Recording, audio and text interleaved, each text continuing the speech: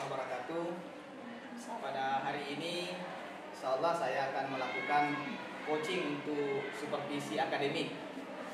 Dan pada kesempatan ini saya sudah bersama salah seorang guru hebat dari SMK Negeri 1 Badu.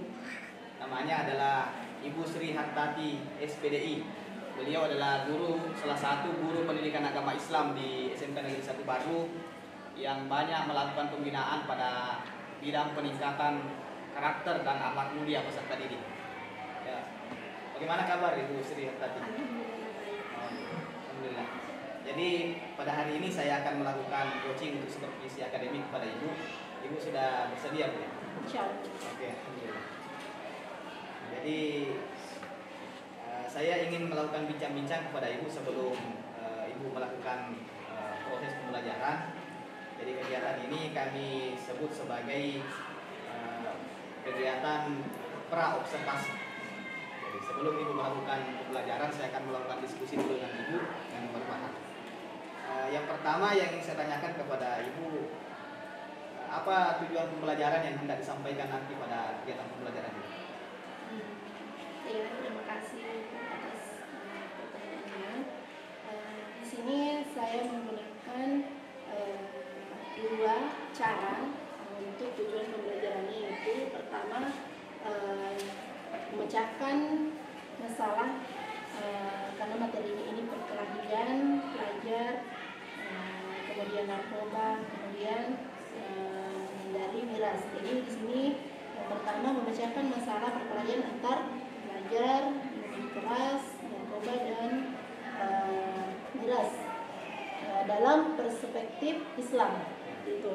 Kemudian yang kedua, membuat suatu konten tentang cara bagaimana mengatasi masalah perkelahian antar pelajar, seperti kelas akad dan narkoba, seperti itu. Oh ya. Artinya setelah anak-anak belajar, anak-anak mampu menghindari perkelahian pelajar, minuman keras dan narkoba itu. Jadi itu menjadi tujuan pembelajaran ya. Yang kedua tadi itu adalah dia mampu menerapkan dalam kehidupan sehari-hari bagaimana menghindari perkelahian pelajar dan narkoba. Ya, baik, luar biasa sekali materi yang akan Ibu berikan, dan ini saya kira merupakan masalah yang sangat aktual bagi para siswa sebenarnya. Lalu kemudian yang kedua, apa area pengembangan yang ingin Ibu capai dalam materi ini? Area pengembangan yang saya ingin capai itu adalah bagaimana sikap peserta didik agar mereka bisa menunjukkan perilaku yang baik. Itu yang terutama, Pak. Karena ketika sikapnya atau cara bagaimana menghormati gurunya ataupun orang-orang di sekitarnya itu berarti salah satu sikap mereka untuk menghindari hal-hal yang kurang baik. Ya, jadi artinya yang ingin dilihat di sini adalah sikapnya anak-anak, bagaimana dia bisa bersikap dalam kehidupan masyarakat, menghindari perilaku-perilaku yang tidak terpuji tadi. Dan itu saya kira memang menjadi salah satu yang paling penting dalam pembelajaran. Artinya pembelajaran itu bukan cuma kecerdasan intelektual saja yang ingin dicapai, tetapi yang paling penting juga adalah bagaimana anak-anak memiliki karakter yang baik dalam pembelajaran. Ya, luar biasa penjelasannya. Lalu kemudian yang ketiga yang ingin saya ketahui dari Ibu ini adalah untuk mencapai tujuan pembelajaran yang Ibu tadi telah sampaikan itu, strategi apa yang Ibu akan lakukan dalam pembelajaran? Kalau untuk strateginya, saya gunakan diskusi, presentasi begitu, tanya jawab, ya, supaya peserta didik ini bisa lebih memahami bagaimana cara menghindari yang namanya perkelahian antar pelajar, menghindari yang namanya minuman keras, dan menghindari yang namanya narkoba. Ya.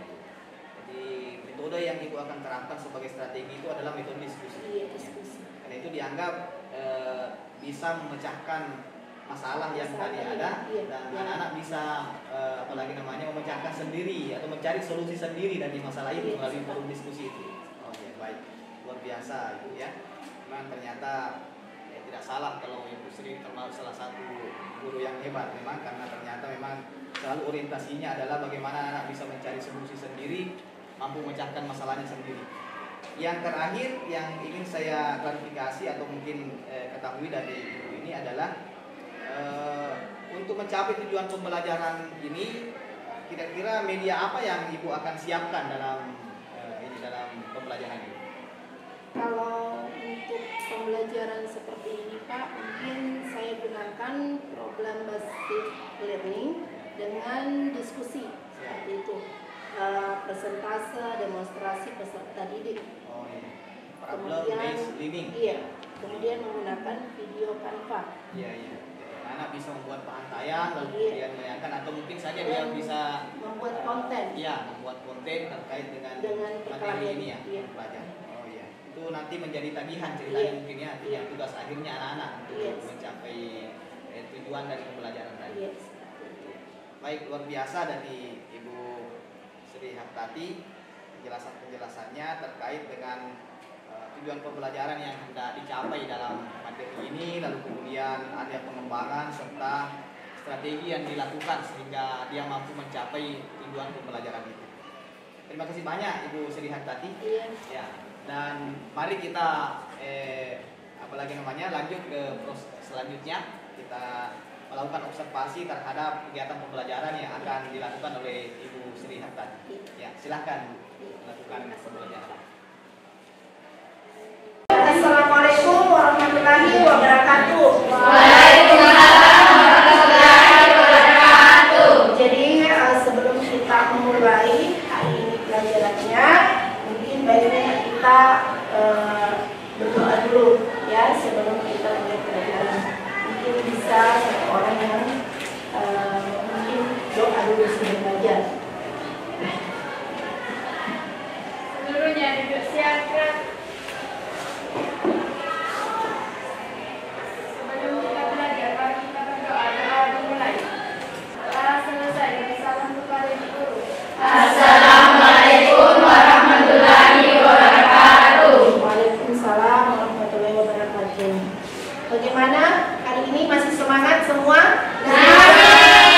Alhamdulillah. Hari ini cuacanya panas, tapi mudah-mudahan semua yang ada di kelas ini tetap dingin ya dalam belajar nanti dalam di materi berikutnya ya. Jadi hari ini saya cek kehadiran dulu ya. Hari ini siapa yang tidak masuk? Kenapa sedikit? Sakit. Siapa lagi? Teman yang sakit ini kita doakan mudah-mudahan cepat sembuh, cepat ke sekolah lagi, cepat ikut belajar sama kalian ya. Mungkin bisa jadi dulu ya. Amin. Oke. Jadi sebelumnya saya berikan kelompok tadi, ada kelompok 1, 2, dan 3 ya. Itu sudah saya berikan ya. Kemudian hari ini kita akan melakukan sebuah diskusi ya. Diskusinya itu materinya, jadi di sini menghindari perkelahian antar pelajar narkoba dan miras. Jadi sebelumnya kalian melakukan sebuah diskusi, jadi nantinya kalian bisa melihat di YouTube atau mungkin cari yang mungkin kalau tulisannya mungkin bisa di Google atau di mana saja yang bisa kalian cari ya. Kemudian di sini menghindari perkelahian, yang saya mau bahas mengenai perkelahian ini, yang pertama itu sebelum kita melakukan perkelahian, baiknya itu kita berpikir dulu ya. Jadi untuk menghindarinya itu bagaimana, ada cara yang bisa kita lakukan, itu harus didasari dengan menahan emosi ya. Jadi apa-apa yang kita lakukan selalu ditimbang, selalu dipikirkan apakah nantinya ini berdampak negatif ketika saya melakukan hal-hal yang kurang baik seperti itu ya. Kemudian sama halnya dengan melakukan atau menghindari narkoba. Jadi apa-apa yang kalian mau hindari seperti itu dengan cara itu tadi, jangan suka berteman dengan teman-teman yang nakal atau teman-teman yang mungkin sekiranya bisa menjerumuskan kalian ke hal-hal yang tidak baik atau kurang baik ya. Banyak sebenarnya hal-hal yang kalian perlu hindari. Nah, terutama dengan itu tadi, yang pertama berteman harus memilih teman siapa yang bisa teman. Kemudian untuk menghindarinya juga itu harus perlu ada yang namanya kita rajin sholat 5 waktu. Jadi kalau ketika kita rajin sholat 5 waktu, insya Allah kita akan dijauhi yang namanya perkelahian antar pelajar. Kemudian di sini juga akan dibahas itu miras ya. Jadi miras.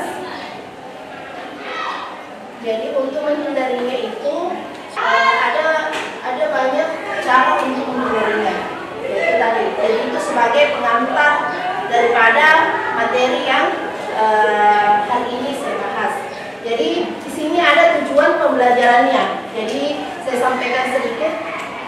Di sini ada tujuan pembelajarannya. Di sini siswa mampu, ya, jadi bagaimana kalian mampu memecahkan masalah perkelahian antar pelajar, minuman keras dan narkoba. Jadi bagaimana peserta mampu memecahkan. Jadi dicari apa yang mesti kalian harus pecahkan untuk supaya kalian bisa terhindar dari perkelahian antar pelajar, ya. Itu. Kemudian yang kedua, di sini siswa mampu membuat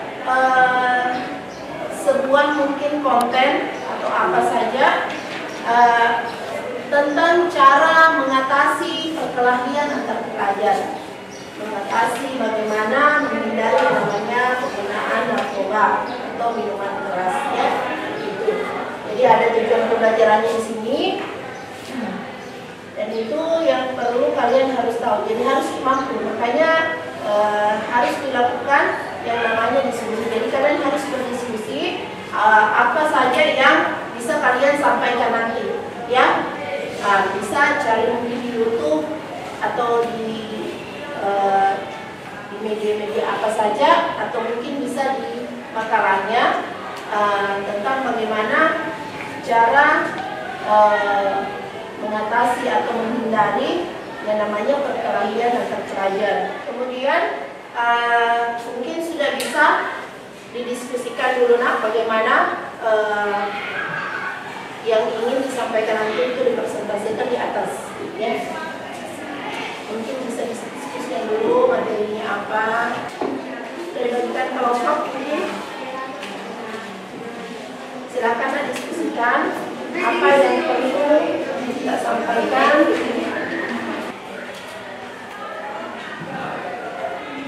Kira-kira apa yang kalian ketahui tentang tujuan daripada menghindari perkelahian pelajar, minuman keras dan narkoba? Apa kira-kira tujuan menghindari? Ya, mungkin bisa tujuan daripada menghindari, ya. Tujuan menghindari perkelahian, menghindari kanker, ya.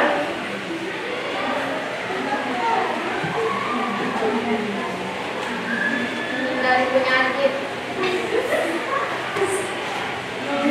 Ya, bisa. Jadi itu termasuk dalam penggunaan narkoba, ya. Itu untuk salah satu menghindari penyakit itu. Karena penggunaan narkoba itu akan memicu penyakit, ya. Tuh. Kemudian apa lagi?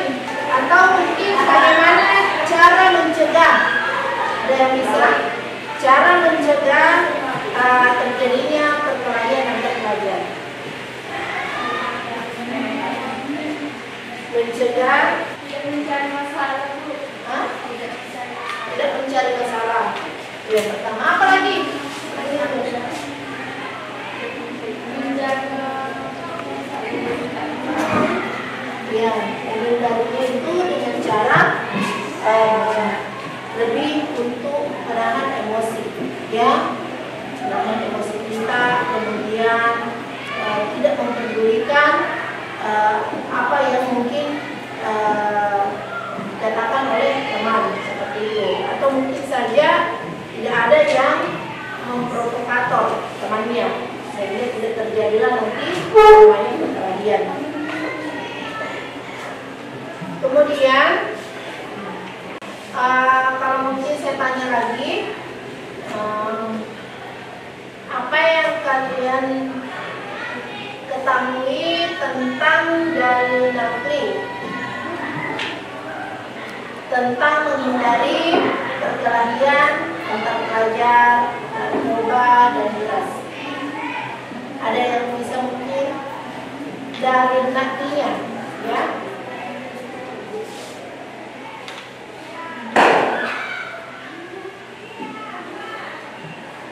Ada yang bisa mungkin? Ya.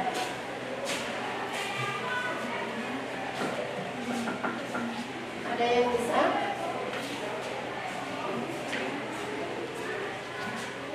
Tidak?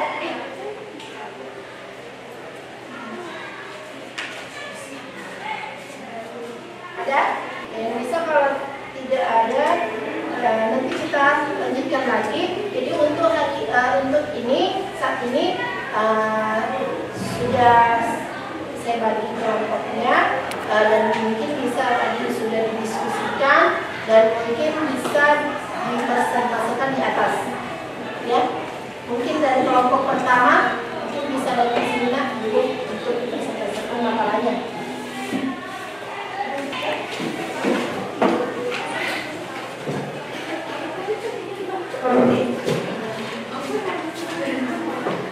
Assalamualaikum warahmatullahi wabarakatuh. Waalaikumsalam warahmatullahi wabarakatuh. Kami dari kelompok 2 ingin mempresentasikan hasil diskusi kelompok kami mengenai menghindari minuman keras. Sebelum memasuki pembacaan materi, saya akan memperkenalkan anggota kelompok saya. Saya Irma, saya Juliani, Saya Fitriani. saya Nufaida, Isna Alia, Ilfa, Musdalifah, Nurfadillah Amir, Nurfadillah Nurhalisa. Selanjutnya adalah pembacaan materi.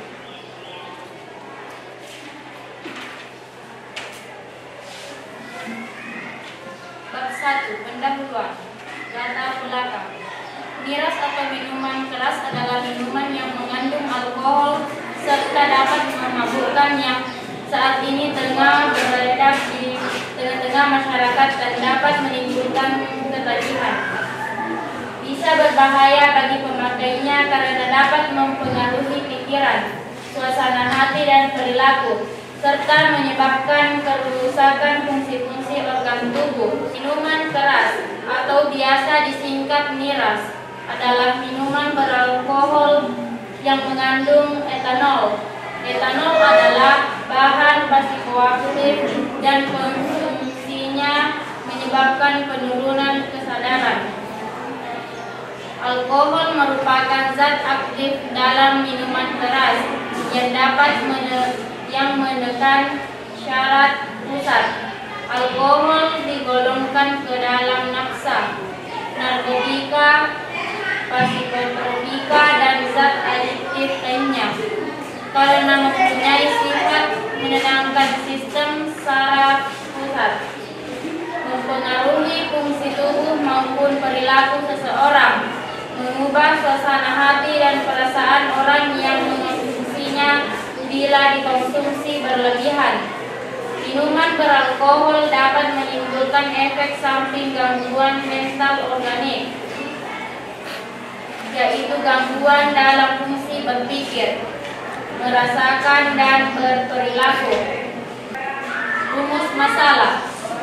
Berdasarkan uraian masalah yang tercantum di latar belakang, maka rumusan permasalahan penelitian adalah: adakah pengaruh pendidikan kesehatan terhadap pengetahuan dan sikap remaja putra tentang bahaya mengonsumsi minuman keras? Tujuan: 1. Mengetahui pengaruh pendidikan kesehatan terhadap pengetahuan dan sikap remaja tentang bahaya mengonsumsi minuman keras. 2. Mengetahui tingkat pengetahuan remaja tentang bahaya minuman keras sebelum dan sesudah dilakukan pendidikan kesehatan. 3. Mengetahui sikap remaja tentang bahaya minuman keras sebelum dan sesudah diberikan pendidikan kesehatan. 4. Mengetahui pengaruh pendidikan kesehatan terhadap tingkat pengetahuan remaja sebelum dan sesudah dilakukan pendidikan kesehatan. 5. Pengetahuan pengaruh pendidikan kesehatan terhadap sikap remaja sebelum dan sesudah dilakukan pendidikan kesehatan. Penyebab pengonsumsian minuman keras. Dari hasil penelitian ini didapatkan bahwa yang menjadi faktor internal remaja mengkonsumsi alkohol adalah rasa ingin tahu, mencoba-coba, pelarian dari masalah, serta mencari kesenangan. Sedangkan faktor eksternal remaja mengkonsumsi alkohol adalah lingkungan pergaulan.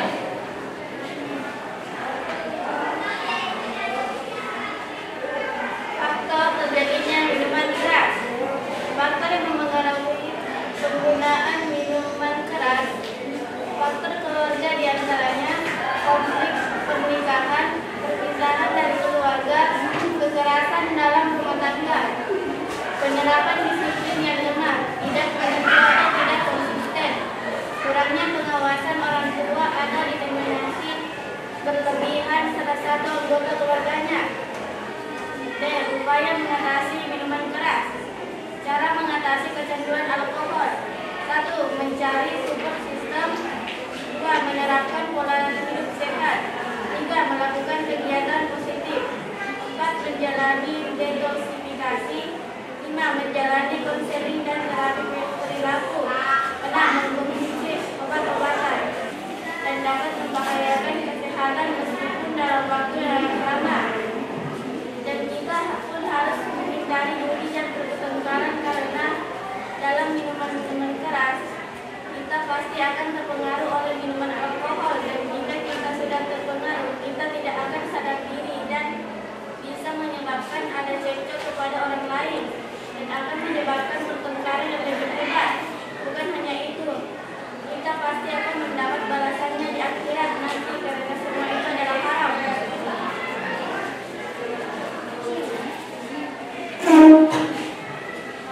Itulah tadi materi dari kelompok kami. Selanjutnya sesi tanya jawab. Kepada kelompok lain yang ingin bertanya, silahkan ajukan tangannya dalam nama kelompok.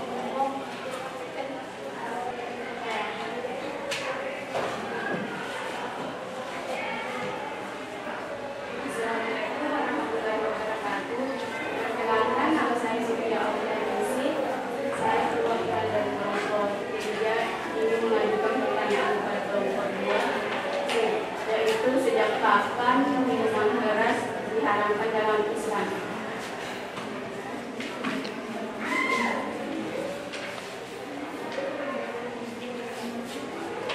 Kami akan menjawab pertanyaan dari kelompok 3. Sejak kapan minuman keras diharamkan dalam Islam? Dalam sumber sejarah maka itu terjadi pada tahun ketiga Hijriah. Artinya dari diutusnya Nabi hingga turunnya larangan tersebut membutuhkan proses dan waktu sekitar 16 tahun. Itulah tadi jawaban dari kelompok kami. Jika ada yang bertanya, silakan ajukan tangannya. Waalaikumsalam warahmatullahi wabarakatuh. Perkenalkan, nama saya Adelia dari kelompok 1 ingin bertanya, apa dampak dari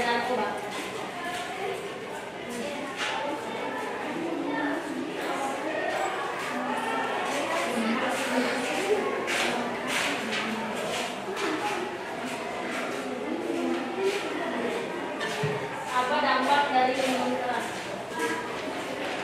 Kami akan menjawab pertanyaan dari kelompok 1. Apa dampak dari minuman keras? Jika konsumsi berlebihan bisa menyebabkan seseorang hilang kesadaran, kejang-kejang hingga meninggal dunia.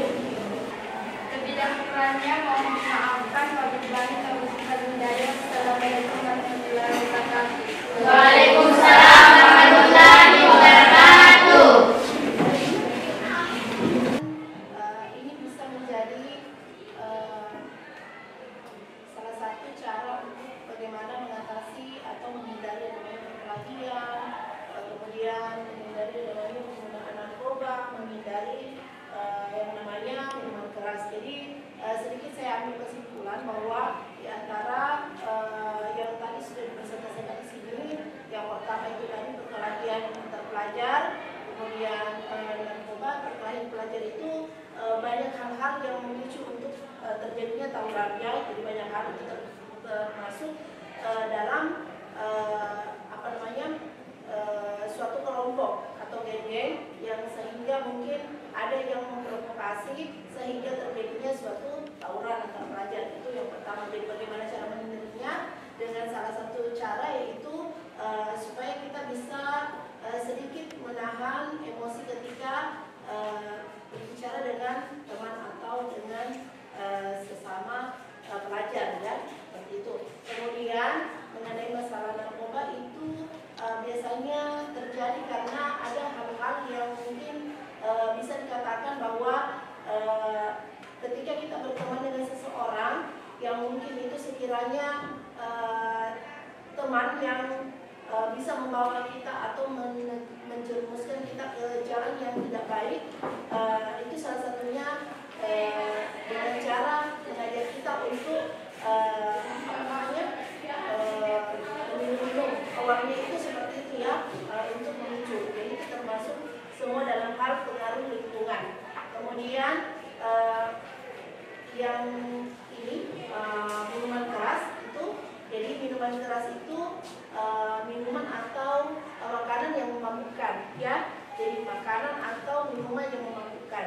Jadi bukan saja bahwa narkoba atau zat adiktif yang kita gunakan itu barulah dikatakan dengan narkoba ataupun sejenisnya, tapi bisa saja dari obat-obat yang lain. Misalnya ketika kita menggunakan obat yang hal kecil, misalnya CTM, ketika kita gunakan itu terlalu banyak atau berlebihan, itu juga bisa menyebabkan, ya, kita hilang akal. Kemudian bisa menyebabkan juga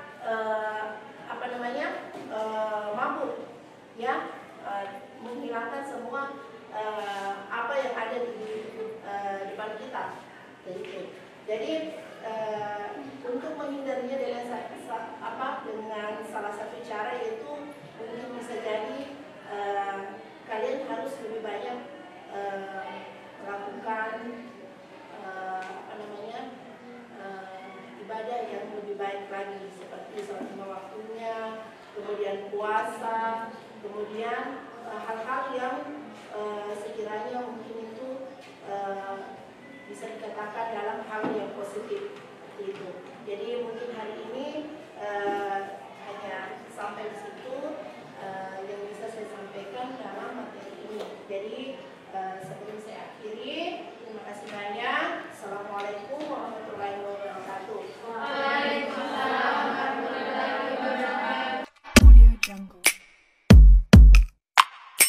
Alhamdulillah, pada hari ini saya kembali hadir dan saya tidak sendiri. Hari ini kembali saya ditemani oleh Ibu Sri Hartati, salah seorang guru pendidikan agama Islam di SMK Negeri 1 Baru. Bagaimana kabarnya, Bu? Alhamdulillah baik, Pak. Oke, alhamdulillah. Jadi sebelumnya kan kita sudah pernah melakukan percakapan observasi.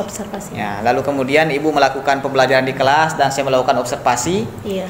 Dan pada hari ini saya kembali akan berbincang-bincang dengan Ibu terkait dengan hal-hal yang telah dilakukan oleh Ibu pada saat kegiatan observasi. Jadi hari ini saya diistilahkan itu sebagai kegiatan percakapan pasca observasi. Iya.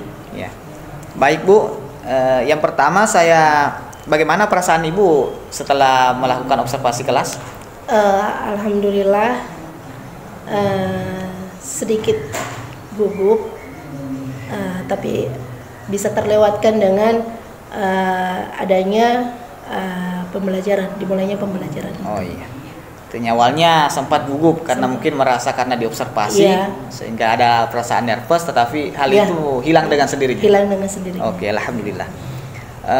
Selama pembelajaran itu area pengembangan apa yang Ibu telah terapkan?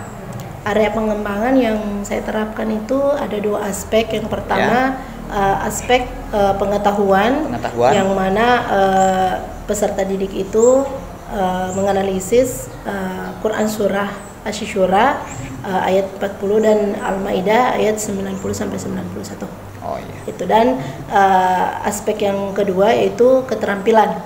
Ya, di mana peserta didik itu bisa membaca dengan baik, dengan tartil, dan juga menuliskan Quran surah Asy-Syura itu dan Al-Maidah. Jadi pengembangannya ada 2, pengetahuan dan keterampilan. Pengetahuan dan keterampilan. Pengetahuannya anak-anak mampu mengetahui 2 ayat tadi, kandungannya, gitu. Dan keterampilannya dapat membaca dan menulis. Oke, alhamdulillah.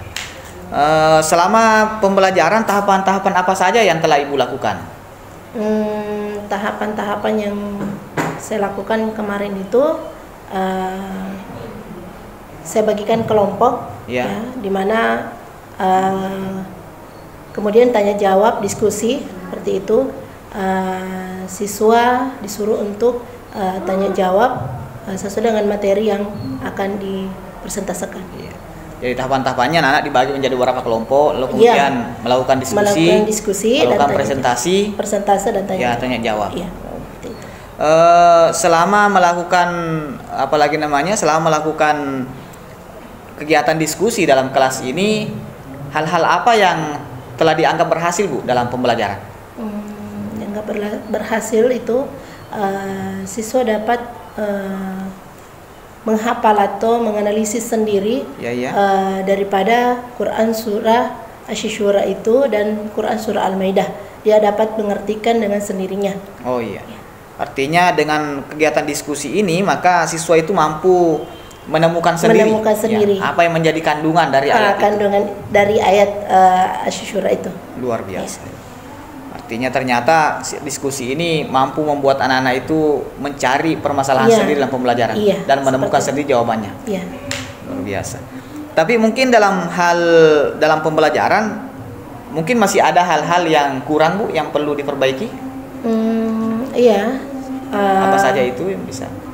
Yang perlu diperbaiki itu dari hambatan-hambatan kemarin itu seperti siswa yang kemarin itu mungkin terlalu banyak kelompoknya, sehingga siswa kurang efektif, kurang efektif dalam melakukan presentase atau diskusi, di mana siswa itu yang mungkin mengandalkan temannya sendiri yang dianggap pintar, itu hanya itu yang dianggap hanya itu yang melakukan pertanyaan.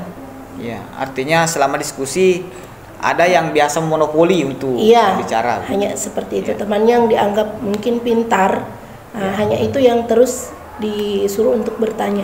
Jadi di dalam kelompoknya itu kurang efektif, gitu. Sehingga mungkin karena faktor pembagian kelompoknya mungkin terlalu banyak juga, seperti itu dalam satu kelompoknya. Karena mungkin anggota kelompok itu terlalu padat, sehingga kemudian ada anak yang tersisih tidak aktif, ada juga yang terlalu aktif hanya sekelompok saja, sekelompok orang saja yang aktif.